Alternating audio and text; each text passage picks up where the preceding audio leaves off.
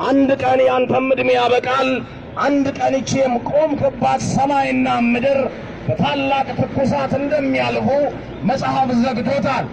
ትናንትም እንል እንደነበረው ሰው ሁሉ የመረጠውን መንገድ መሄድ ይችላል። የወደድከውን መንገድ ትሄዳለህ። መዳረሻ ግን እንደ ምርጫ ይሆናል። ሞት በአዳም ሲገባ ከሞት በታችና ከእርግማን በታች እንዳለ ወቀው። ወንጌል ስንሰብክህ ከሌላ ፕላኔት የመጣ ሰው የለም።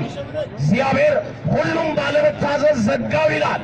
እንግዲያው የእግዚአብሔርን ፍቃድ ያደርግ ዘንድ የመስቀልን ጽዋ የጠጣ የእግዚአብሔር ልጅ ኢየሱስ ለዘላለም ሕይወት ይጠራሃል።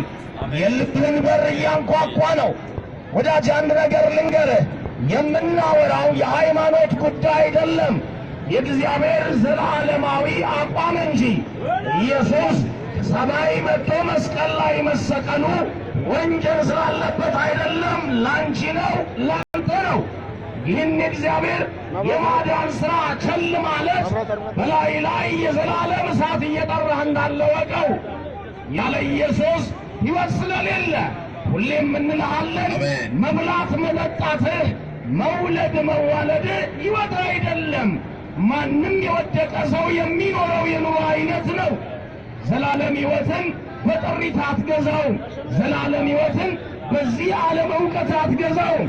ትንሽ ዕውቀት ፕሮፌሰር ያሰኘች ወይናሳን ተመራማሪ ያሰኘች ዕውቀት ከእግዚአብሔር ዕውቀት አትብለጥብህ። ኢየሱስ ለሰው ሁሉ ሞቷል። አንተም አንቺም ከሰው ዘር መካከል አንዱ ነህ። ሞት በአዳም ተቀብለሻል። ሕይወት ግን እግዚአብሔር በልጁ እንካ ይላል። መጽሐፍ ሲነግረን ዮሐንስ ወንጌል ምዕራፍ 1 ቁጥር 10 ጀምሮ እንደዚህ አለ። ኢየሱስ በሥጋ ሲመጣ አዩትና አንተ አሳች ነህ አሉት። አልተቀበሉትም አለ። አየህ፣ አሁን አንተ እንደምትቃረነው ማለት ነው። የልብ በር ኢየሱስ ያንኳኳ ነበረ። አሳች ነህ አሉት ኢየሱስን። የሞተው ግን ላንተ ነው ወዳጅ። ልብን በር ሲያንኳኳልህ ልትከፍትለት ይገባል። ኢየሱስ የሌለበት ልብ፣ ኢየሱስ የሌለበት ቤት የሰይጣን መራገጫ ነው። ለዚህ ነው የታሰረን ልፈታ፣ የተጠቃን ነፃ ላወጣ፣ ለዕውሮች ዓይን ከፍትላቸው ዘንድ ከሰማይ መጥቻለሁ አለ ኢየሱስ። ማንም ሰው ነፍሱን ቢሰጥሽ፣ ማንም ሰው ነፍሱን ቢሰጥህ አይመጥንም።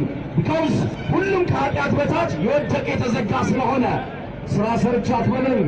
ሁሉም ኃጢአት ሰርቷል፣ እግዚአብሔር ክብር ጎሎታል። በክርስቶስ ኢየሱስ በሆነው ቤዛነት ግን እንዲያው በጸጋው ይጸድቃሉ አለ መጽሐፍ። ወዳጄ የት ነው ያለው? እግዚአብሔር በልጁ ይጠራሃል። እግዚአብሔር በወንጌል ይለምንሃል። ዘላለም ሕይወት እንካ